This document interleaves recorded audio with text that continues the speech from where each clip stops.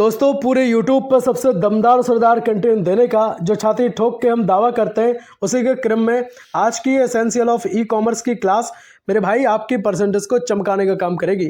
BCom second semester के विद्यार्थियों के एग्जाम को ध्यान में रखकर प्रॉपर हमने इस क्लास को डिजाइन किया है। बताना चाहेंगे आज की इस क्लास में संपूर्ण यूनिट 4 कंप्लीट हो जाएगी, है ना। इस क्लास के बाद कोई आपको पार्ट 2 पार्ट 3 देखने की जरूरत बिल्कुल भी नहीं है। कहीं से आपको मॉडल सीरीज से पढ़ने की जरूरत बिल्कुल भी नहीं पड़ेगी मेरे भाई, है ना। इस क्लास को हम वेरी इंपॉर्टेंट एमसीक्यू क्वेश्चंस के साथ प्लस क्वालिटी एक्सप्लेनेशन इस वीडियो में हम डालेंगे और तगड़े एग्जांपल आपको इस वीडियो में देखने को मिलेंगे। भाई साहब एक क्लास में हम एक यूनिट कंप्लीट कराते हैं। इससे पहले की क्लासेस में यूनिट 1, यूनिट 2 और यूनिट 3 को हम संपूर्ण कंप्लीट करा चुके हैं। लिंक डिस्क्रिप्शन बॉक्स में है प्लेलिस्ट की, तो एक बार प्लेलिस्ट जरूर विजिट कर लेना। बाकी आपको बताना चाहेंगे फाइनेंशियल अकाउंटिंग, बिजनेस मैनेजमेंट, इन सबकी क्लास अपने परिवार में सोम पर उपलब्ध है। सब कुछ हम आपका कंप्लीट करा चुके हैं, तो एक बार प्लेलिस्ट जरूर विजिट कर लेना। ठीक है, अब क्लास को स्टार्ट कर रहे हैं। बाकी एक और बात हम आपको बताना चाहेंगे, जिस विश्वास के साथ आप हमारी ये वीडियो देखेंगे भैया, हम वादा करते हैं भाई साहब, है ना, आपके विश्वास को डिगने नहीं देंगे भैया। आप खुद कहेंगे कि क्लास को देख करके मजा आ गया, और जिस विश्वास से आपने क्लास खोली थी भैया, एक एक चीज कंप्लीट हो गई। चलेंगे अब क्लास को स्टार्ट कर रहे हैं। टाइम आपके पास कम है, बाकी सभी यूनिवर्सिटी के लिए ये वीडियो इंपोर्टेंट रोल प्ले करेगी। बात करते हैं पहले एमसीक्यू की, ई गवर्नेंस का मुख्य उद्देश्य क्या है समझिएगा। देखिए पहले ई गवर्नेंस को 1 से 2 पॉइंट के साथ क्लियर करते हैं। देखिए भाई, किसी भी सेवा या उत्पाद के साथ अगर ई लगा होता है तो भाई साहब इसका मतलब यह होता है कि उस सेवा या उत्पाद को मेरे भाई क्या करना है, इंटरनेट से जोड़ना है, या फिर वो चीज इंटरनेट से जुड़ी हुई है। समझ गए कि नहीं समझे?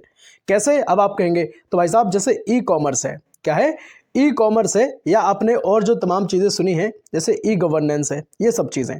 तो भाई साहब ई कॉमर्स का क्या अर्थ है, फिर उसके बाद हम ई गवर्नेंस का बता रहे हैं। देखिए ई कॉमर्स का अर्थ होता है कि जो कॉमर्स यानी कि जो व्यापार है या वाणिज्य है, उसको अपना किसके साथ करना, आपने कहा सर इंटरनेट के माध्यम से, मतलब इंटरनेट के माध्यम से बिजनेस करना, व्यापार करना। सिंपल सी बात है ना। या फिर हम ऐसा भी कह सकते हैं कि अपने व्यापार या बिजनेस में इंटरनेट की मदद लेना। ठीक है, सिंपल सी बात है। अच्छा, ई गवर्नेंस का मुख्य उद्देश्य क्या है, अब जरा हम इसको समझते हैं।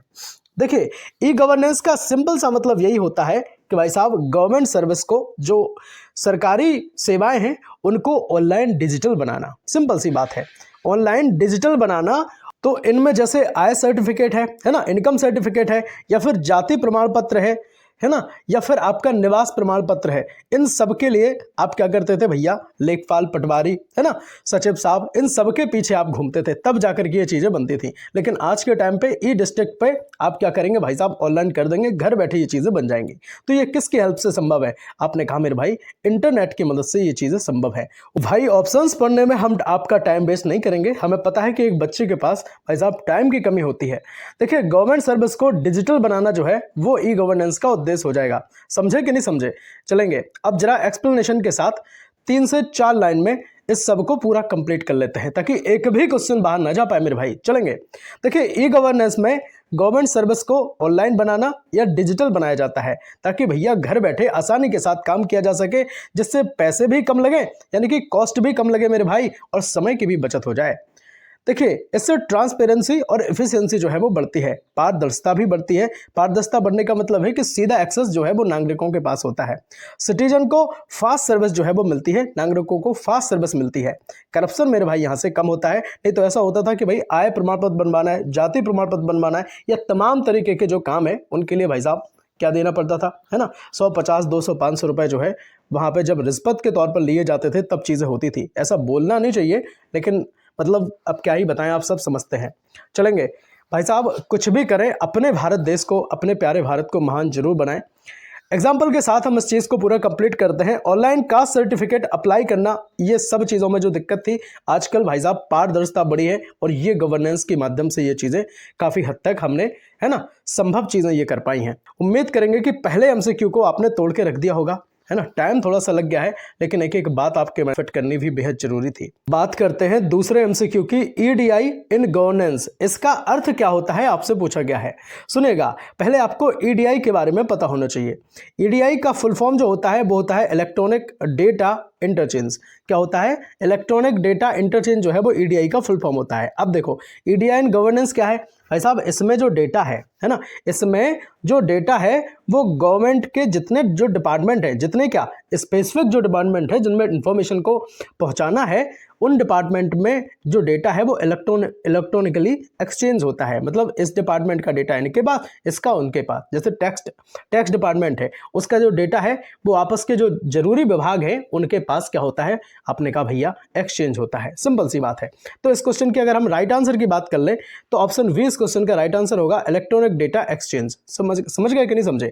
चलेंगे अब यहाँ एक्सप्लेनेशन के साथ 3 से 4 लाइन में इस चीज को भी हम पूरा कंप्लीट कर लेते हैं। देखिए, ईडीआई में डेटा जो है गवर्नमेंट डिपार्टमेंट के बीच इलेक्ट्रॉनिकली चेंज होता है, एक्सचेंज होता है। ध्यान रखना, मतलब यहाँ की बात वहां, वहां की बात यहाँ आती है। दूसरा है इसमें कि पेपर वर्क भी भाई साहब कम हो जाता है, स्पीड और एक्यूरेसी बढ़ती है, ठीक है, और एरर्स भी मेरे भाई कम होते हैं। सिंपल सी बात है। चलेंगे अब जरा एग्जाम्पल के साथ इस चीज को हम पूरा कंप्लीट कर लेते हैं। सुनिएगा, देखिए टैक्स डिपार्टमेंट है, ठीक है, उसका जो डेटा है वो एक डिपार्टमेंट से दूसरे डिपार्टमेंट में ऑटोमेटिकली शेयर हो जाएगा, ठीक है। तो यही तो चीज़ है भाई साहब ईडीआई की। समझे कि नहीं समझे?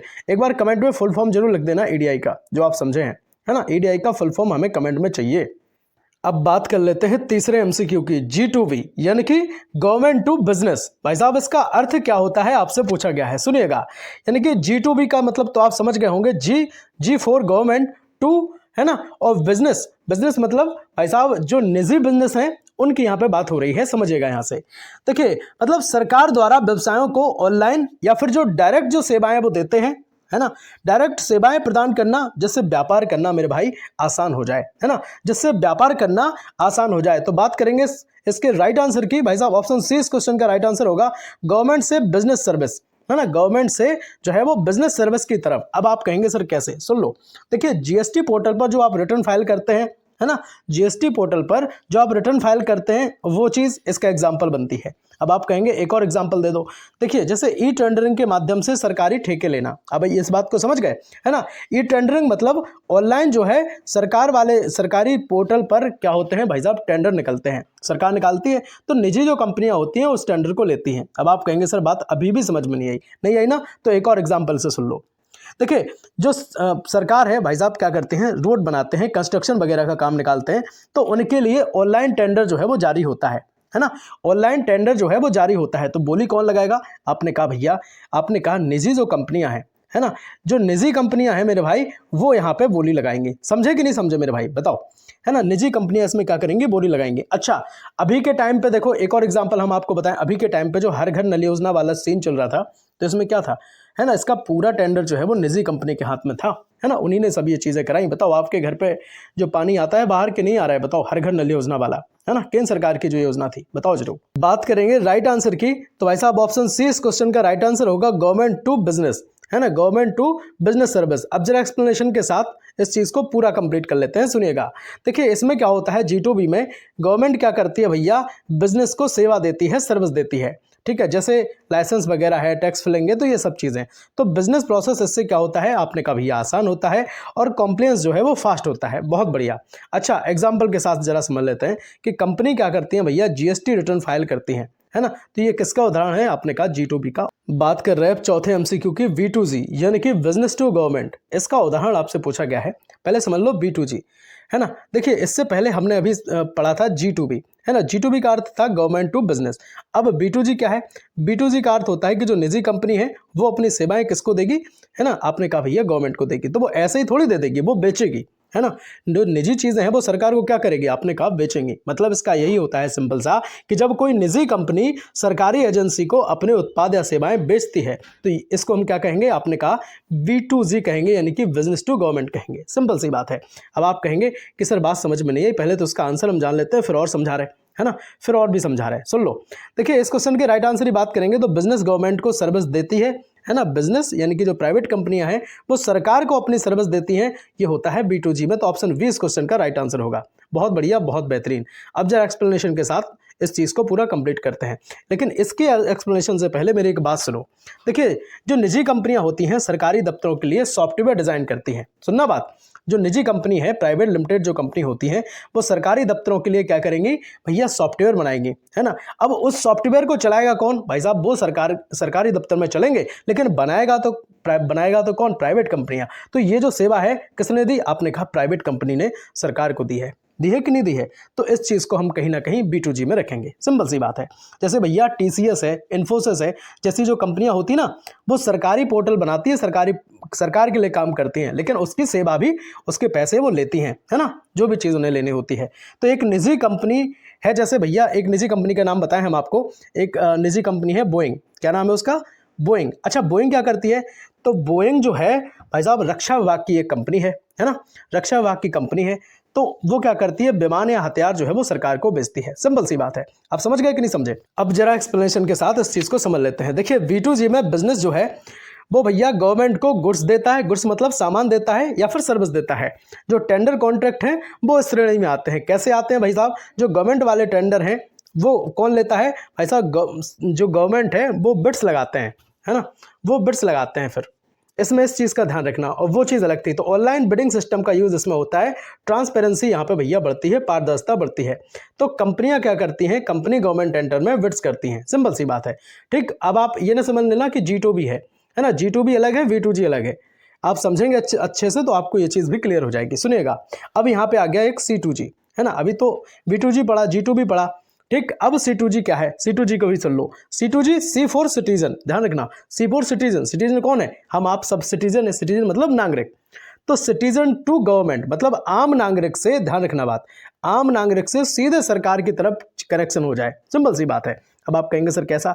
मतलब C2G ई कॉमर्स का एक ऐसा डिजिटल मॉडल है जहां नागरिक सीधे सरकारी संस्थाओं को, है ना, ऑनलाइन भुगतान करते हैं या फिर सेवाएं लेते हैं। सिंपल सी बात है। ठीक, तो ऑप्शन 5 की अगर हम बात करेंगे, माफ करना, क्वेश्चन 5 की बात करेंगे तो ऑप्शन 20 क्वेश्चन का राइट आंसर होगा। सिटीजन जो है वो गवर्नमेंट को इंटरेक्ट करे। सिंपल सी बात है, डायरेक्ट नागरिक की यहाँ पे बात हो रही।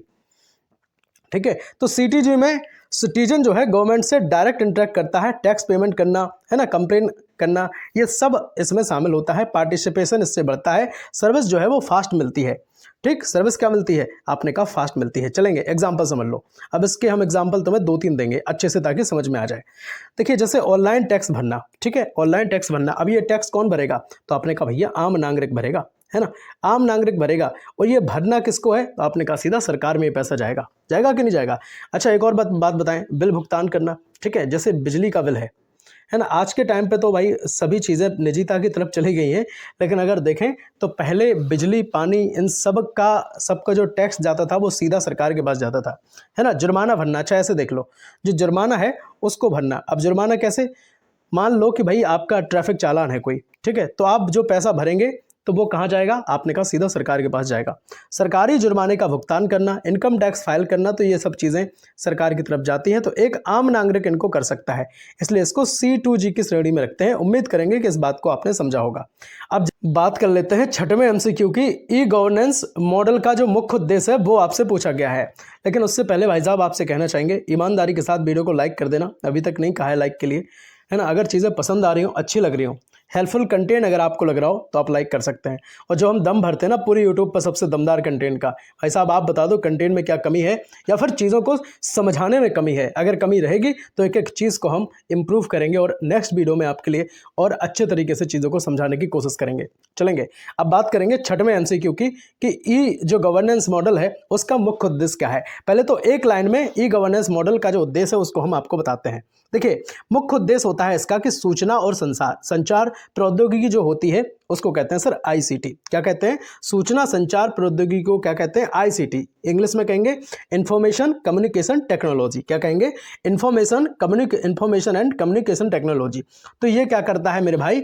इस ICT का उपयोग करके, है ना, शासन को स्मार्ट बनाता है। शासन को क्या बनाता है? आपने कहा स्मार्ट बनाता है। अब स्मार्ट में भी चीज़ें छुपी हुई हैं। आप कहेंगे कैसे?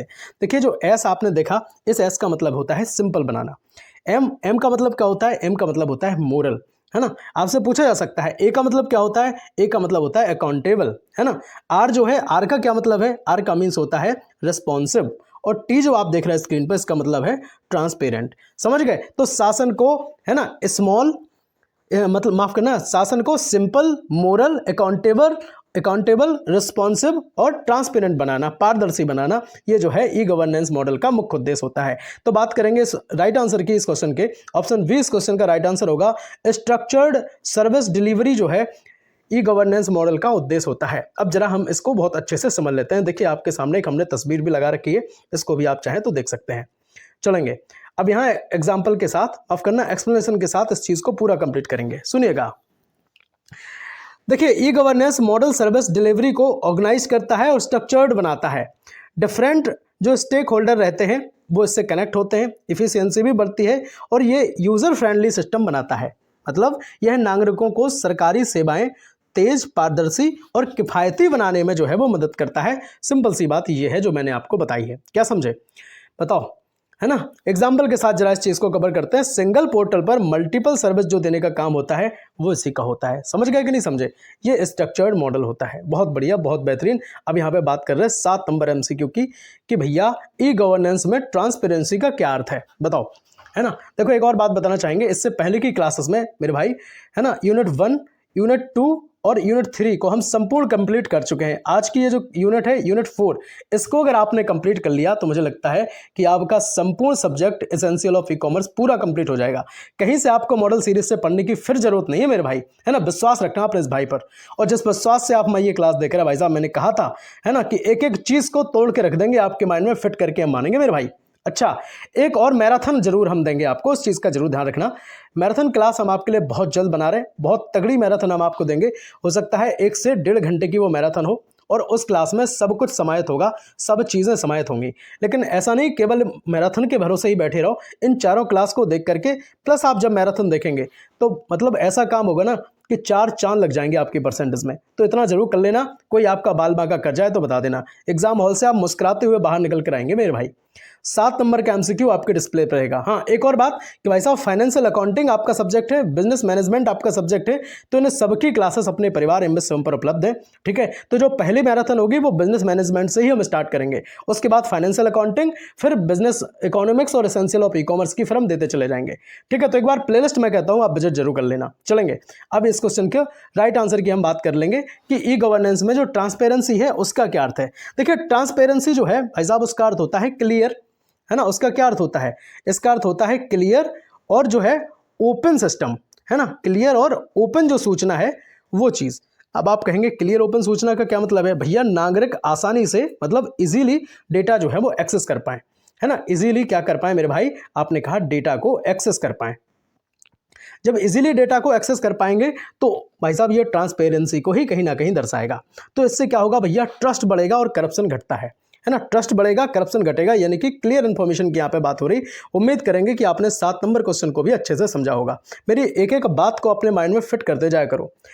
ट्रांसपेरेंसी का मतलब है क्लियर और ओपन इन्फॉर्मेशन, मतलब स्पष्ट और पूरे तरीका से खुली सबके लिए, सब नागरिकों के लिए, यानी कि जितने भी सिटीजन हैं, जितने भी नागरिक हैं, आसानी से उस डेटा को एक्सेस कर पाएं, उसको पढ़ पाएं, उसको समझ पाएं। इससे करप्शन भैया कम हो जाए और ट्रस्ट भी बढ़ जाए, है ना। बहुत बढ़िया, बहुत बेहतरीन। अच्छा, इस बात कर लेते हैं जरा एग्जाम्पल की। देखिए ऑनलाइन पोर्टल पर एप्लीकेशन स्टेटस दिखना, ये क्या है, आपने कहा ट्रांसपेरेंसी तो है। अब अगर उसको हाइड करके देख दें, है ना, जैसे आप सबका स्कॉलरशिप आता है, आता कि नहीं आता, बताओ किन किन का स्कॉलरशिप नहीं आया, है ना। चलो, तो स्कॉलरशिप आता है तो वहाँ पे आपको दिखता है स्टेटस। जब आप स्टेटस चेक करते हैं कि आपका किस वजह से अटका हुआ है या कितना फॉरवर्ड हो गया है, कॉलेज से फॉरवर्ड हुआ नहीं हुआ, डिस्ट्रिक्ट कमेटी तक पहुँचा नहीं पहुँचा, है ना, कहाँ दिक्कत आ रही, तो सब चीज़ें वहाँ पर ट्रांसपेरेंट तरीके से दिखाई जाती हैं। बहुत बढ़िया। अब यहाँ पे भाई साहब कमेंट में एक बार ओम नमः शिवाय जरूर लिख देना। बहुत बढ़िया। अब बात कर रहे हैं 8 नंबर MCQ की। Private sector interface in governance का जो अर्थ है वो आपसे पूछा गया है। तो भाई साहब इसका मतलब होता है कि निजी कंपनी, यानी कि जो प्राइवेट कंपनियां हैं, गवर्नमेंट प्रोजेक्ट में पार्टिसिपेट करती हैं। ठीक है, क्या होती हैं, गवर्नमेंट कंपनियां, मतलब प्राइवेट जो कंपनी है वो गवर्नमेंट प्रोजेक्ट में पार्टिसिपेट करती हैं।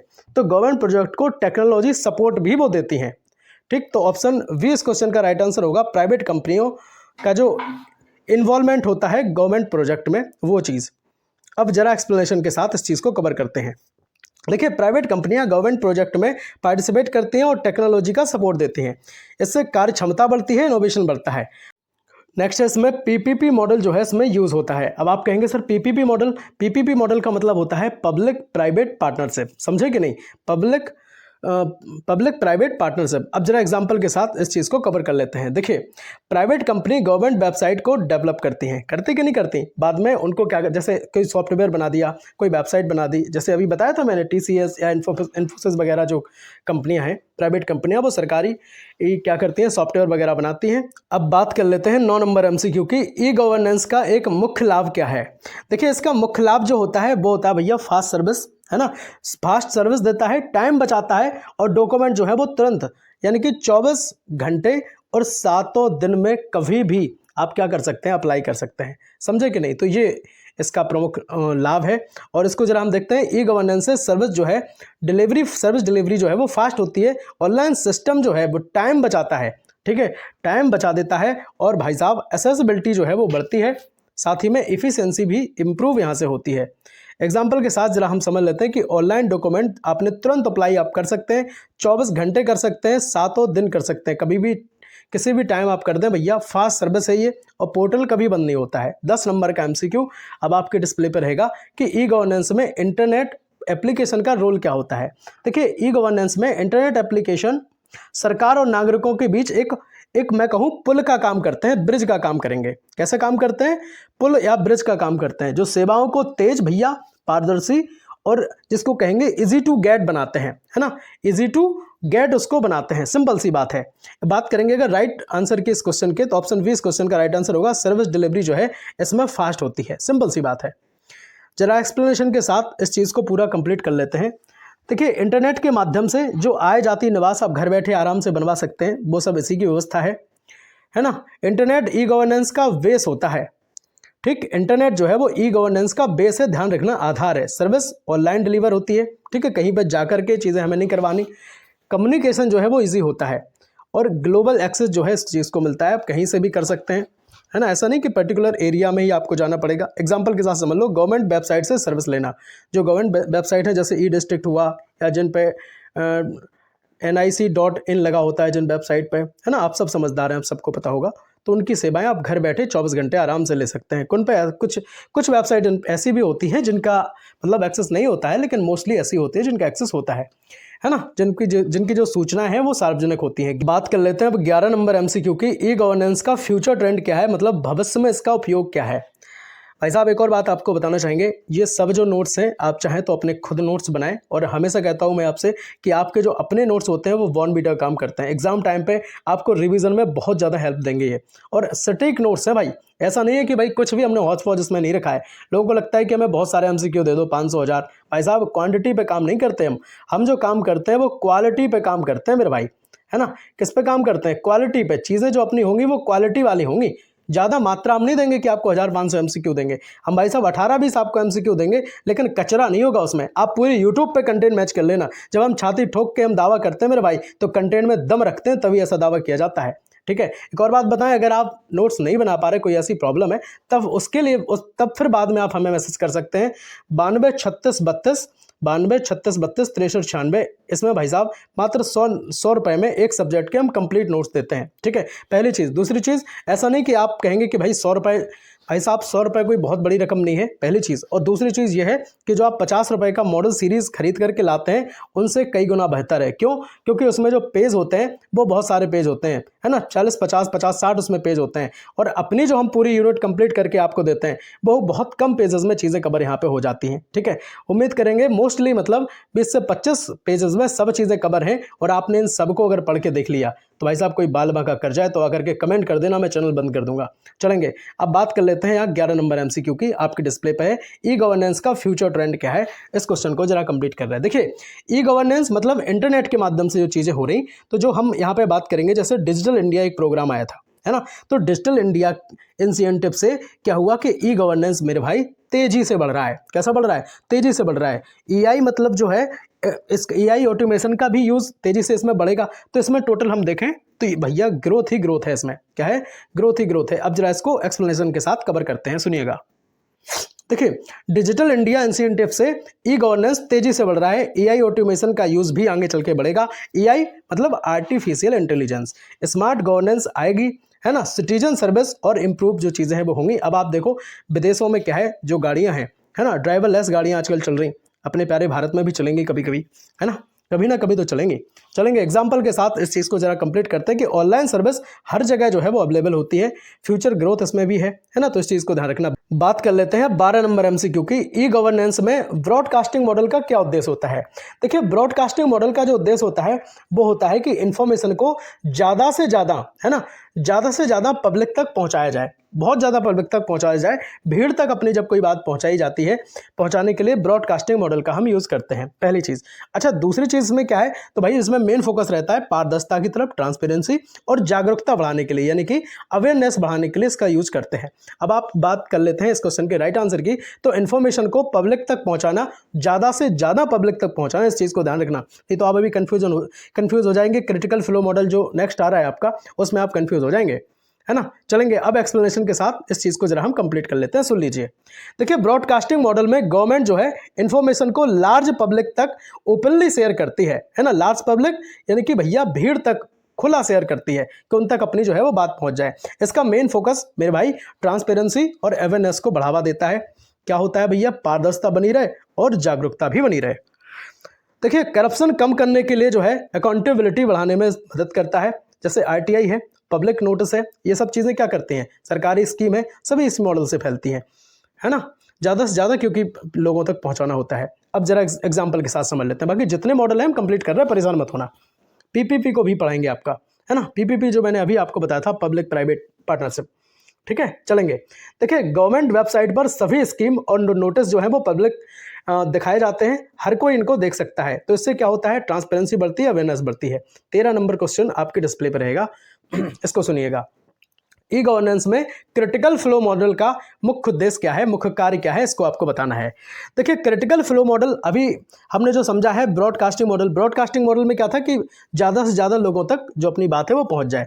अच्छा क्रिटिकल फ्लो मॉडल में क्या है, क्रिटिकल फ्लो मॉडल में मेरे भाई केवल स्पेसिफिक लोगों तक यानी कि सिलेक्टेड लोगों तक जो है अपनी इन्फॉर्मेशन को पहुँचाया जाता है, ठीक है, जिससे बात का जो है वो मिसयूज़ ना हो, है ना, मिसयूज को रोका जाए और बात जो है सही व्यक्ति तक पहुंच जाए, यानी कि जो टारगेटेड पीपल हैं उनकी यहाँ पे बात होती है। सुनिएगा, सेंसिटिव इन्फॉर्मेशन को टारगेटेड लोगों तक जब पहुंचाना होता है तब हम इसका यूज करते हैं क्रिटिकल फ्लो मॉडल का। उम्मीद करेंगे कि 13 नंबर क्वेश्चन को बहुत तगड़े तरीके से आपने समझ लिया होगा, है ना। हम बात को घुमाते नहीं है, सीधा एक लाइन में एक चीज कंप्लीट कराते हैं मेरे भाई। कम टाइम में ज़्यादा चीज़ें देने का भाई साहब घमंड है और हमेशा रहेगा। एक्सप्लेनेशन के साथ जरा कवर कर लेते हैं। तो क्रिटिकल फ्लो मॉडल में इंपॉर्टेंट सेंसिटिव इन्फॉर्मेशन को स्पेसिफिक ग्रुप तक भेजी जाती है, यह मिसयूज रोकने के लिए और सही लोगों तक जो जानकारी पहुंचाने में मदद करता है, जैसे मेरे भाई मीडिया है ना, एनजीओज हैं और स्पेसिफिक अथॉरिटी है, इसका यूज करते हैं।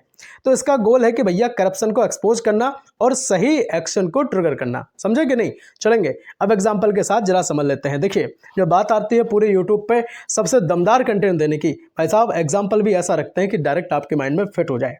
देखो विजिल ब्लोवर है, वो किसी करप्शन की इन्फॉर्मेशन जो है मीडिया अथॉरिटी को देता है। अब आप कहेंगे सर विजिल ब्लोअर क्या होते हैं। देखिए इनको सचेतक कहा जाता है। भाई साहब ये कर्मचारी ही होते हैं किसी कंपनी के अंदर और वहाँ देखते हैं कि भाई कोई अवैध गतिविधि अगर वहाँ पे हो रही है तो उसका पर्दाफाश करने का इनका काम होता है। तो ये क्या करते हैं, किसी करप्शन की जो इन्फॉर्मेशन है वो मीडिया को देते हैं या अथॉरिटी को देते हैं, ठीक है।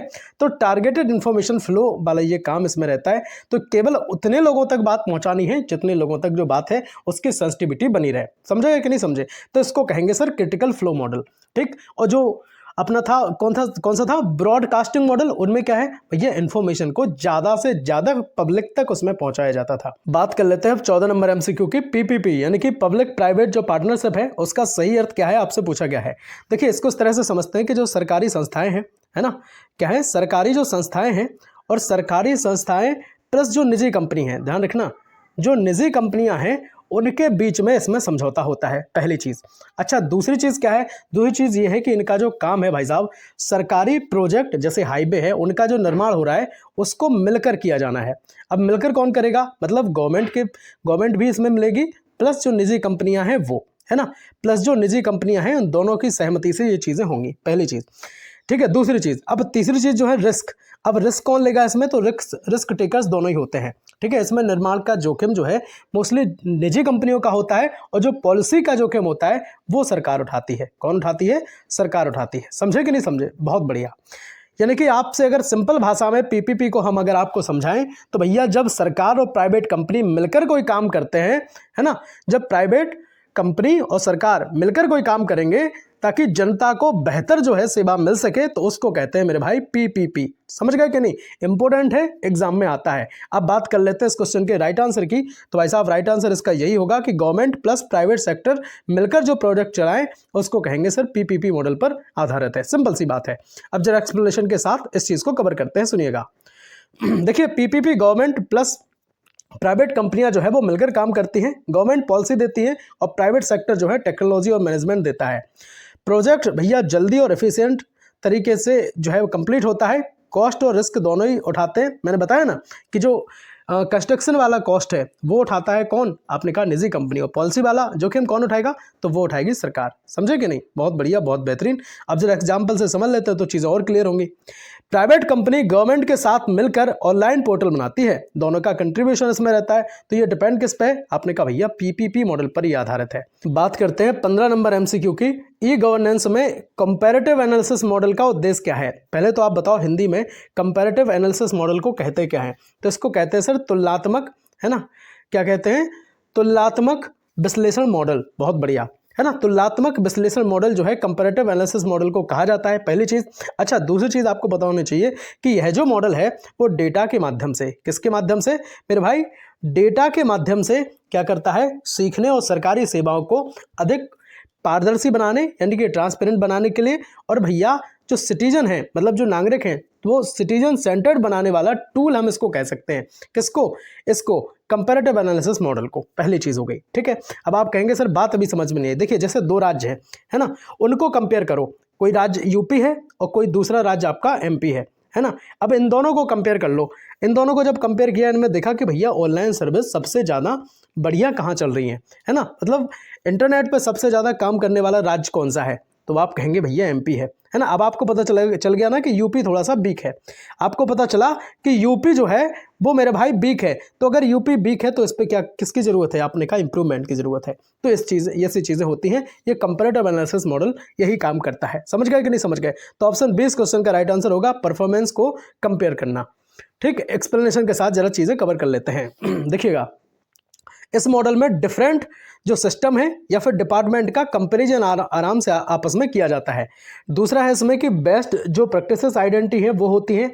नेक्स्ट है आपका वीक एरियाज जो हो गए उनको सुधारने में यहाँ से मदद मिलती है। पॉलिसीज मेकिंग जो है वो स्ट्रांग होती है। ठीक, अब एग्जाम्पल के साथ समझ लो। जैसे मेरे भाई दो राज्यों की डिजिटल सर्विस जो है वो कंपेयर करना, देखना कि कौन बेहतर है। ठीक, और जो वीक है उसको इंप्रूव करना। समझे कि नहीं? बहुत बढ़िया, बहुत बेहतरीन। इससे पहले की क्लासेस में एसेंशियल ऑफ ई कॉमर्स की 1 शॉट के साथ जो है यूनिट 3 को हम पूरा कंप्लीट कर चुके हैं, जिसमें हम MCQ questions plus quality explanation को हम डालते हैं और तगड़े एग्जाम्पल के साथ पूरी वीडियो को कंप्लीट करते हैं, है ना।